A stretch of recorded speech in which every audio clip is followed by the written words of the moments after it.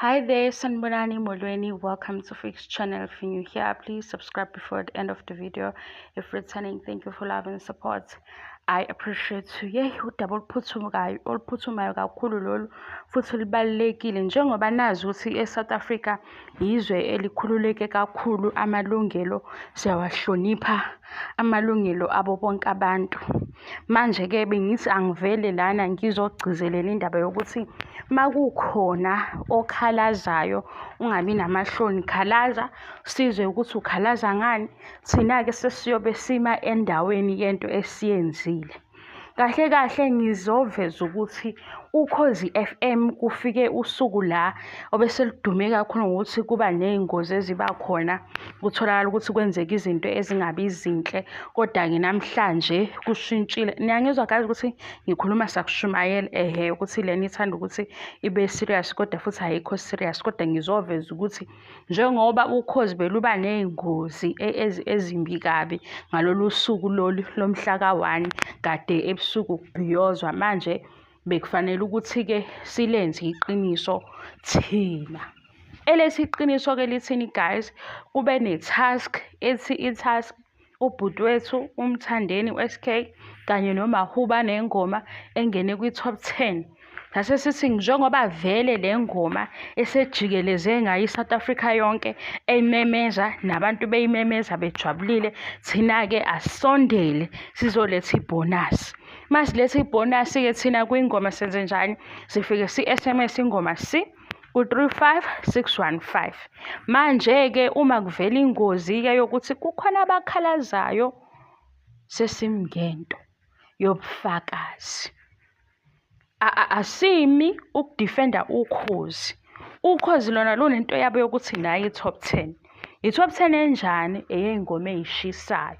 Mase thina-ke esenzile esithathe le project saba serious, sathatha le task sagijima, sa-SMS, satshela abangani bethu, satshela emasontweni, kwathi ku-December kuhlangana kuyimndeni kuzodliwa izidlo, santshontsha amafoni, sa-SMS.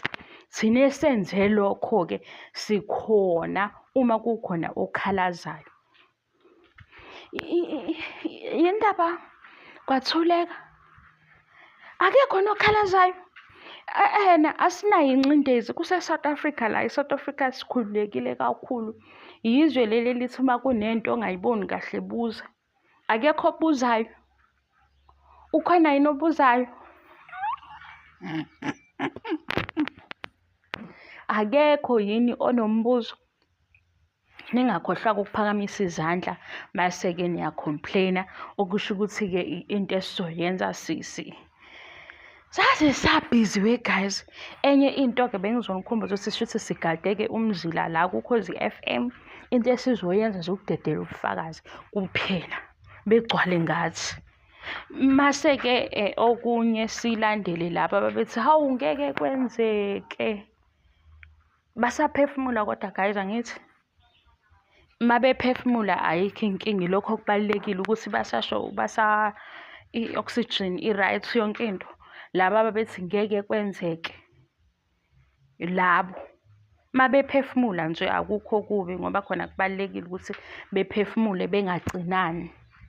Mina benginikhumbuza ukuthi Ukhozi belujwayele ukuthi lube nengozi enkulu ngomhla ka-1 belokhu bechaza. Namhlanje akudingi nokuthi bechaze, thina sikhona. Kodwa Ukhozi silenzele i-birthday.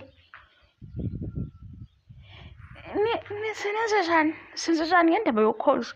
Ngoba neyokhozi kufanele sibe ne-meeting ukuthi senze njani ngoba le njabulo lena wegazi ngicela ngixoxele. Thina ilokhu kwafika iGucci si-happy, and makufika iGucci si-happy khona bebelokhu nje behuduleka phansi ngoba le njabulo yethu ibibahuzula, baney'ngozi zabo. Manje ngicabanga ukuthi lena ingozi esivele manje iseyinkulu kakhulu, inhlekelele, because bona bebeyishaya isifuba bese thina la siyogxisha khona, siyogxishela ukuthi uMthandeni engawini. Ngicela ukuxokisa, Angikho against lento yokuthi bagxishephi because ihamba ne-support, and i-support yinto engishumayelayo kulo music kamaskandi. Ngiyathanda ukuthi lo music ukhule ngawo ama-big song, ukhule ngama-hit song, ukhule nge-support, ukhule ndlela zonke. Kodwa-ke kulaba abebethi-ke bafuna ukulaya uMthandeni u-SK, ngicela ukubuza ukuthi niphumelelile, nibone layekile? Niphumelelile guys? Ku-channel O kubaliwe kwathiwa 10, 9, 8, 7, 6, 5, 4, 3, 2, 1. Happy New Year! Angeni igutshu. I-Last Dance ku-SABC 1 ivalwe ngegutshu, kodwa angisho ukuthi ingoma ehlukanisa unyaka, ngisho ukuthi nje kube ingoma enkulu. Ukhozi FM akadidekanga ndawo umsakazo bebala, washo wathi nayi ingoma yangena igutshu. Ngathi ngase sengena ku-social media ngathi hayibo, True FM, kanti ku-True FM bayasazi guys, nina njalo aningikhwebi ningitshela ukuthi njalo nakho ngapha. True FM ngale kwigagasi sisale kwi-top 5, angisakhumbula ukuthi bekuwu number 3 or number 4. Ngiyanixoxela, i-music video yayo le ngoma ehlukanisa unyaka iku-number 2 trending ku-YouTube. Manje nibona ukuthi ngizosheshe ngithule? Cha, angakazuthula mina, angakazuthula. Niyakhumbula nentoba ningilandele ningibhalela ama-paragraphs, yimi-ke sizonixoxela ama-paragraphs ngomthandeni manje, njengoba nje ehlukaniswe unyaka. Sizobala ne-record of the year le ayiphethe, sibale nalabo trending ahambe ephiwa bona. Ku-Spotify ngizwile futhi ukuthi kwi-top 5 yey'ngoma e-South Africa ey'trendayo. Ngiyaxolisa, izulu lami lishilo izolo. I-top 5 yey'ngoma ey'trendayo ku-Spotify, Umthandeni ukhona, benoMahu. Mina bengithi nina yekani nilobu nithi pure maskandi, kodwa nibe nifuna ukuhlukanisa ingoma. Joyinani nani sijabule. Khona omunye we-guys, omunye ubhuti lo ongisabisayo onenhlamvu enjani loyo, uthi nje mina ngeke ngiyincishe ukujabula, mina ngiyajabula, ngeke ngidaze inkani engekho. Hawu bakithi, kwaze kwa-cute. Mina bengithi-ke laba abacomplainayo ningasabi, velani. Njalo laba ngiyantshela banenkinga yokuthi bona banamahloni guys, bafike ngesikhathi sabo uma behlukanisa unyaka bavele benze lento yabo yokubashaya. Ngesikhathi sokuthi futhi abacomplaini banalento yabo yokubashaya, banamahloni. Abacomplaini yini? Abacomplaini? Oh, bengithi phela bavukwe amahloni, ave benamahloni. Ngoba nalaphaya kuma-Summer 30 ngabuza mina ngathi hayibo, yazi lento kufanele ngabe nayibuzisisa ukuthi kwenzakaleni. Ngabuye ngaqonda ukuthi banamahloni. Ngisazolinda-ke ukuthi-ke shuthi ngizothi 48 hours ngilinde ocomplainayo ukuze-ke nami ngidedele ubufakazi. Ngesikhathi ngidedele ubufakazi futhi ngisayolunguza nabanye ngithi-ke njalo mase sidedele ubufakazi ngisaphotheni, ngoba nami ngalimemeza ngathi sivotele ingoma C. Kodwa iqinise nilenzile. Ngicela nikuyeke ukema kwami, akunankinga, ngijabule.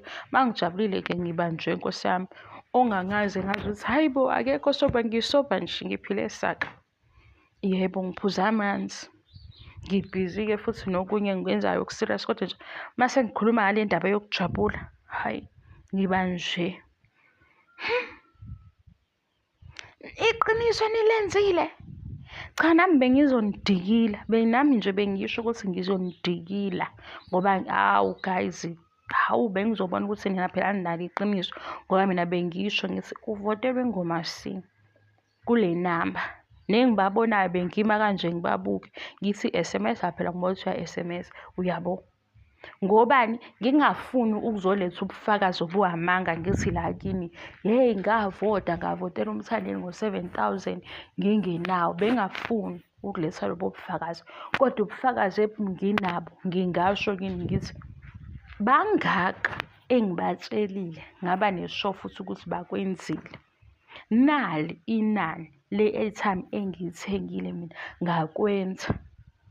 Ngiyithenge kangaka i-airtime. Engibabonile ngibacelile bangaka.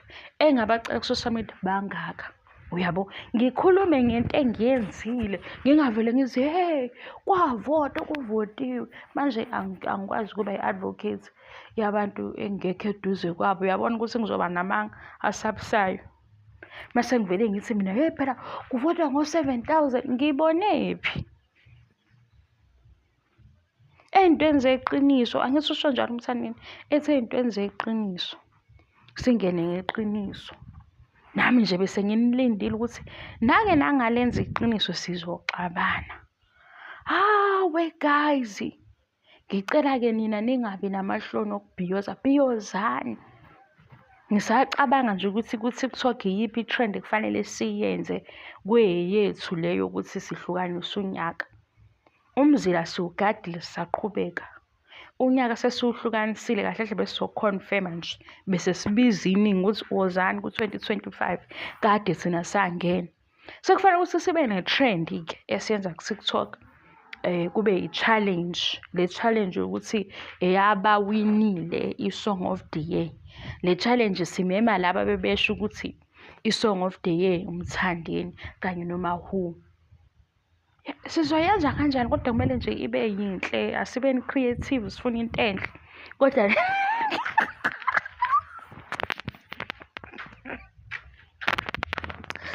guys, usuku luzophela nginjani?